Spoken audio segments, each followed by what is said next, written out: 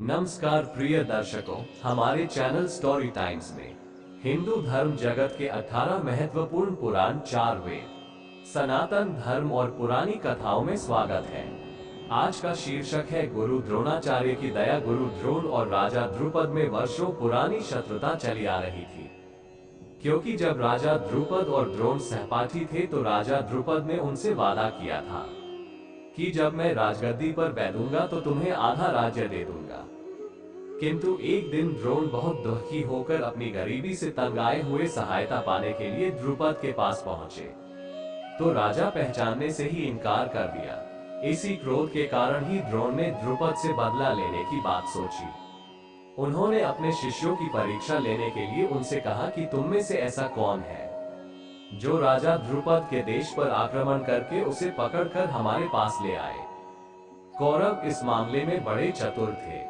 उनमें से कोई कुछ ना बोला, क्योंकि वे जानते थे यदि चुप रहेंगे तो पांडव अवश्य इस काम के लिए तैयार हो जाएंगे।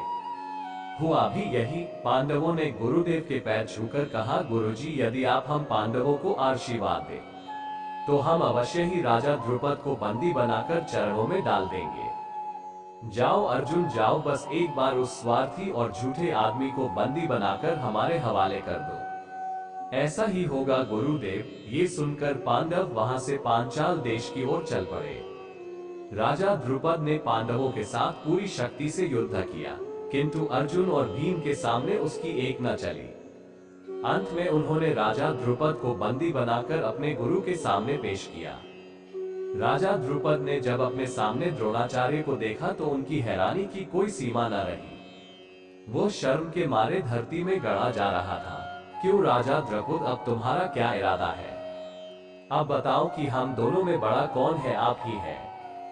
मगर तुम्हें वो दिन याद है जब हम और तुम सहपाठी थे? तुमने मुझसे वादा किया था कि मैं जब भी राजगद्दी पर बैठूंगा आधा राज्य तुम्हें दे दूंगा। क्या वो दिन भी याद है तुम्हें जब तुमने फटे हुए कपड़े देखकर कहा था, तुम कौन हो?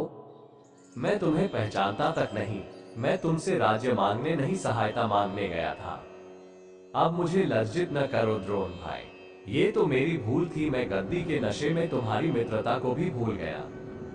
अब मैं आपको अपने राज्य का आधा भाग खुशी से देने को तैयार हूँ। द्रुपद, मैं चाहूँ तो तुम्हारा पूरे राज्य पर अपना अधिकार जमा सकता हूँ, किंतु नहीं, मैं ऐसा नहीं करूँगा। तुझे तो ये बताना था कि ताकत और धन का नशा सदा नहीं रहता, ये जीवन धूप छांव है।